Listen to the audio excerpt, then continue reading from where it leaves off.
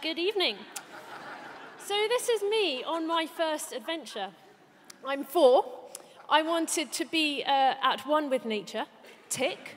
I wanted the speed and adrenaline, tick. But I also needed to protect my feet from the sharp pedals, tick.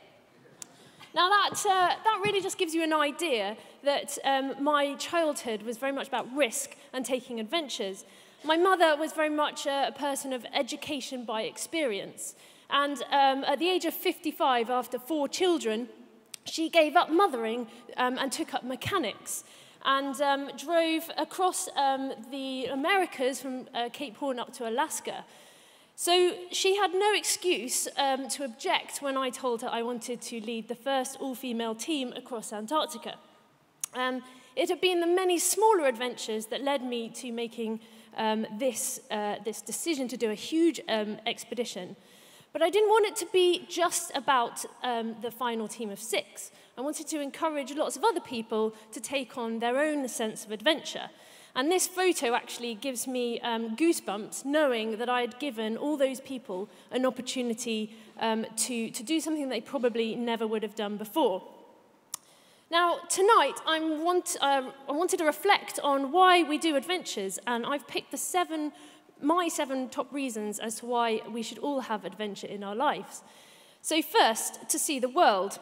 There's 510 million square kilometers in the world, and I see about 20 of them on my way to work.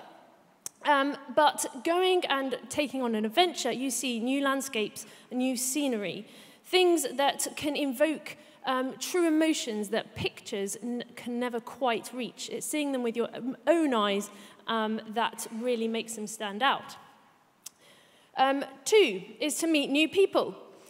As we prepared to cross Antarctica, we trained with the Marines, an adventure in itself, and we also trained with the Norwegian Army. Now we learned to embrace, we loved the Norwegians and their culture and how they embraced life, mainly the cold, and how they didn't fight it, but they embraced it and worked with it. And admittedly, when we were in Antarctica, we weren't expecting to meet too many people. But those that we did meet, we had an instant bond. So much so that if you see in the background here, there's a little flag. One day we received a message from Leo Holding, having only met him for a few hours, where he gave us some GPS coordinates and said, "We've buried some rum for you in Antarctica." Great guy. 3, to meet yourself.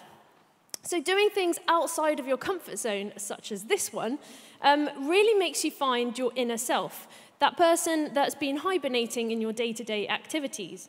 And it's the inner self who will teach you how to cope in quite stressful situations, such as here, demonstrating the snotsicle, when you're frozen inside your hood, quite a stressful and claustrophobic environment.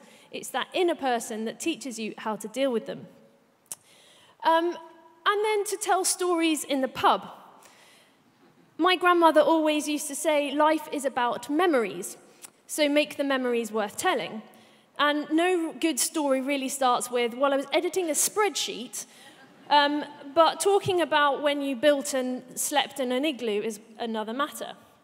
Or the time when you were stuck in a storm for 3 days, and you had nothing better to do than to sing along to all the words of Disney's Frozen.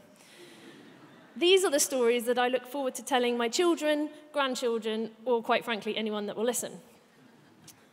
5, independence. One of the most satisfying things about crossing Antarctica is that we felt like snails. We had everything we needed on our backs. When we wanted to stop, we just stopped and set up camp.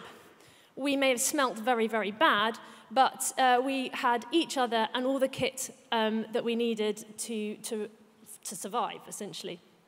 And with independence comes needing to think innovatively, using the equipment that you have for any solutions. This pair of socks, once they were done as a pair of socks, became arm warmers, and then when they were done as arm warmers, became leg warmers. Similarly, we used dental floss to sew our boots together, leaving them smelling minty fresh. 6, to build bonds. We had 2 years to get to know each other and to build that vital teamwork that's needed for an expedition like this.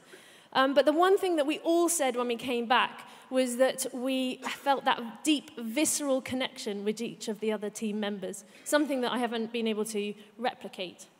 And similarly, my fiancé and I, distance makes the heart grow fonder is what they say, we sent each other messages that saying things and sentiments that you wouldn't normally say on a day-to-day basis. So I've got them to keep forever, more than the standard, yeah, I love you too. And finally, appreciating life. With adventure, there is usually an element of risk. And from the famous poem, "Only a person who risks is free," how can we live, learn, love, or grow if we don't take any risks? And it's things like throwing yourself off crevasses and literally sitting on the edge of life that you really begin to appreciate the life that we lead and all the advantages that we have surrounding us. So today, many huge expeditions often have underlying or secondary reasons, things like promoting world peace, promoting looking after the planet. And while they're all very noble and I support them, I also think that we have to recognize there has to be an underlying personal, quite selfish reason that we all need to take on adventure. So those were my top 7 reasons why we all need adventure in our lives. And whether they are micro, mini or mega adventures, I look forward to many in the future. Thank you.